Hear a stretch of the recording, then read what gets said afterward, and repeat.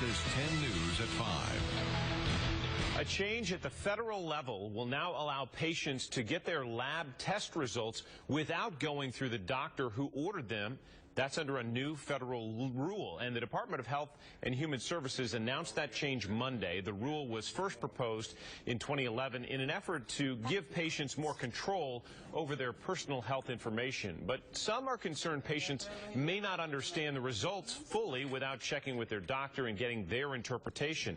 The new federal rule trumps state laws, and that's important because 13 states, including the state of Tennessee, specifically ban labs from releasing test results directly to patients.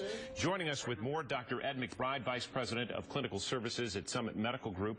We appreciate you being here. Thanks very much. My pleasure. Thank you for having me. This is a pretty big change when we talk about health care. Put it in context for us. You know, previously patients would contact their physician, request their results. A physician would review their record.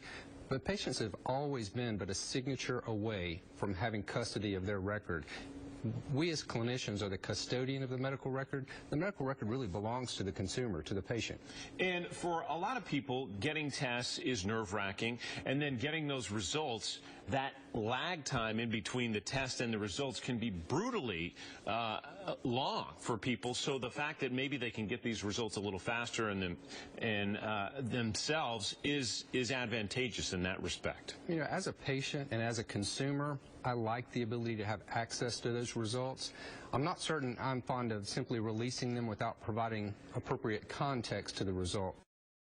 You know, when you have a test result that's out of normal range, either high or low, without the context of what's going on in the patient's life, the patient's history, what that test was previously, it's difficult to interpret, and that's really where that relationship with that primary care provider or that physician who's ordering that study can add context and help the patient better understand the result.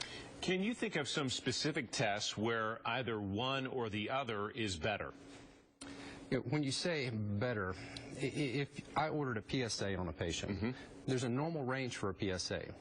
However, the PSA has to be interpreted by the individual patient. So if it doubled in 1 year, it may or may not fall outside the range of normal, but could signify something.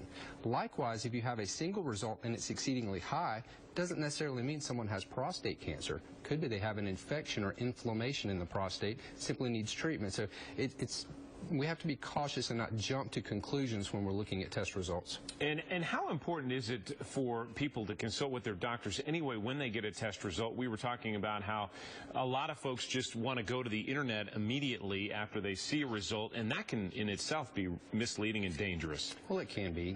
You can't believe every single thing you read. Sure. There's a lot of good and credible information on the internet, and then there's some less than credible information on the internet. I think patients need access.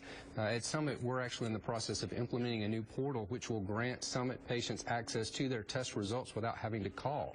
All they need is a portal account, and that's coming in the next few weeks, where patients can actually log in and retrieve their result as soon as the physician has verified that result, which allows that physician a little bit of time to contact the patient if there's something alarming or concerning going on without them simply getting the result.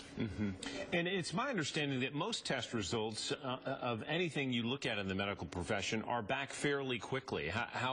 What's that range like? Some tests can be back same day. In fact, some of our facilities actually run tests in the office and actually have them back at the point of service. Others, it's that same day or the following day. Rarely are tests sent out. I think 80% of our studies are done in-house.